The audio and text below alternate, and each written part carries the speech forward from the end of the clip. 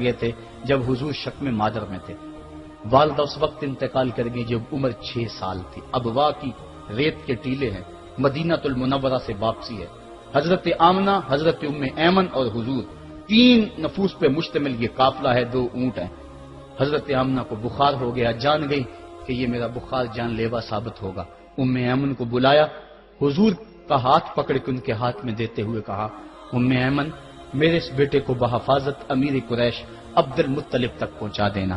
اور پھر اپنے بیٹے کو پاس بٹھایا، سر پہ ہاتھ رکھا، پیار کرنا چاہا اور کوئی باتیں کرنا چاہیں، لیکن ضبط کے سارے پیمانے ٹوٹ گئے. آنکھوں سے آنسو نکلنے لگے. بیوہ ماں نے جب اپنے در یتیم کے سر پہ ہاتھ رکھا تو پھر عرب کی ریت کے ذرے بھی رونے لگے. سیدہ آمنہ نے روتے ہوئے چند جملے کہے جو ابن حشام نے محفوظ کیے. کہا، بیٹا ہر نئی چیز نے پرانی ہو جانا ہے اور ہر باقی نے فنا ہو جانا ہے. میں بھی جا رہی ہوں، وہ ذکری باک، لیکن میرا ذکر نہیں مٹے گا. وہ ولد تو تہرا، اس لیے کہ تیرے جیسا پاکیزہ بیٹا چھوڑ کے جا رہی.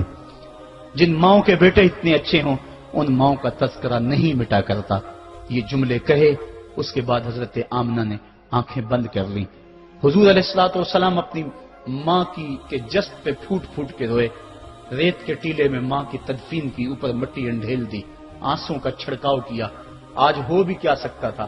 مدینہ تو رسول میں حضور کی والدہ فوت ہوتی تو آقا کریم کے لیے، ماں کے لیے کتنے صحابہ جنازے میں آتے، کتنے لوگوں کا ہجوم ہوتا، جنت سے فرشتے بھی پھول لے کر آتے. لیکن آج نہ کوئی جنازے میں شامل ہے. وہ کیا کسی نے کہا، تجھے کن پھولوں سے ہم کفن دیں؟ تو جدا ہی ایسے موسموں میں ہوا جب درختوں کے ہاتھ پھولوں سے خالی تھے. حضور آنسوؤں کا چھڑکاؤ کیا اور ام ایمن کے ساتھ چمٹ کے بیٹھ گئے. اور حضرت ام ایمن نے جناب عبد المطلب تک پہنچایا. اور 8 سال کی عمر تھی کہ عبد المطلب رضی اللہ تعالیٰ عنہ کا بھی انتقال ہو گیا. ابن حشام نے لکھا ہے، جب امیر قریش کا جنازہ اٹھا تو پورا مکہ امڈ آیا. اور ایک بچہ تھا جس کی عمر 8 سال ہوگی، وہ کبھی اس دیوار سے لگ کے روتا تھا، کبھی اس دیوار کے ساتھ لگ کے روتا تھا. پھر شاب ابی طالب کی سختیاں بھی جھیلی، عام الحزن کا غم بھی کاٹا، طائف کے بازاروں میں پتھر بھی کھائے، پتے کھا کھا کے بھی گزر اوقات ہوا. مکے کے بازاروں میں اوجریاں بھی ڈالی جاتی رہیں، کھدے ہوئے گڑوں کا سامنا بھی کیا، بچھے ہوئے کانٹوں سے بھی گزرنا پڑا.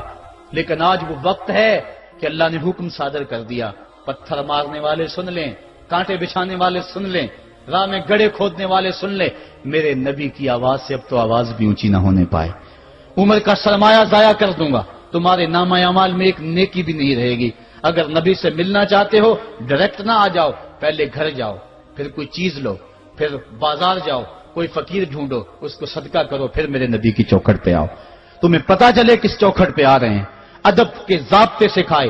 خبردار نبی کے دروازے پہ اونچی آوازیں نہ لگانا، بلکہ نبی کی چوکھٹ پہ آ کے بیٹھ جاؤ. نبی اپنی مرضی سے آئے تو اپنے دل کی حاجت کہہ لو. قرآن اتر چکا ہے، ادب کی آیتیں نازل ہو چکی ہیں.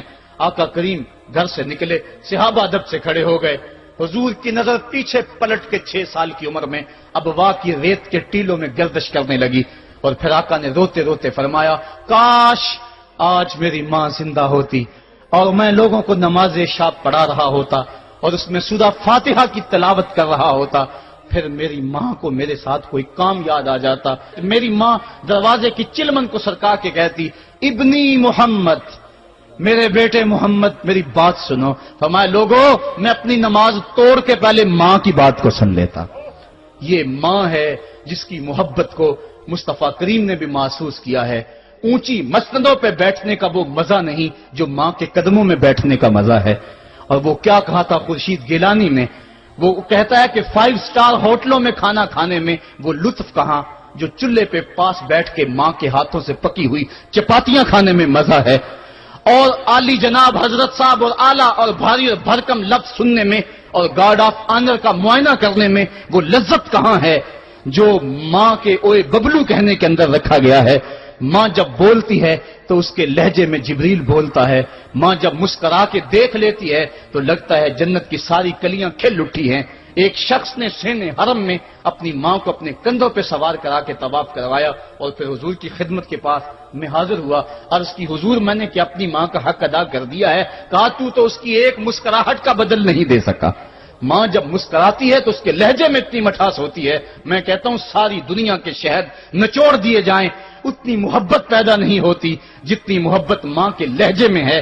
جب وہ بیٹے کو اوے ببلو اوے مٹھو کہہ کے پکارتی ہے، اوے بیٹا کہہ کے پکارتی ہے، آواز دیتی ہے، تو ماں کے لہجے کے اندر وہ رس گل رہا ہوتا ہے کہ حوریں بھی آفرین آفرین کر رہی ہوتی ہیں. ماؤں کے بے ادب ہاتھ جوڑ کے ماؤں سے معافی مانگ لیں، باپ کے گستاخ ہاتھ جوڑ کے باپ سے معافی مانگ لے. یہ سرمایہ زندگی میں نہیں ملے گا. عموماً قدر نعمت زوال نعمت کے بعد ہوتی ہے. آؤ ماں باپ کی قدر کو پہچانیں اور اللہ کی رحمتوں کو لوٹیں. علامہ اقبال کی جب والدہ فوت ہوئی تو وہ پھوٹ پھوٹ کے روئے. جوان ہونے کے باوجود ان کی آنکھوں سے آنسو نہیں تھمتے تھے اور پھر روتے روتے کہتے تھے وطن میں ہوگا اب کس کو میرا انتظار، کون میرا خط نہ آنے سے رہے گا بے قرار، آرزو لے کے تیری خاک کے تربت پہ آؤں گا، اب دعائے نیم شب میں کس کو میں یاد آؤں گا، کون پچھلے پہر اٹھ کے دعا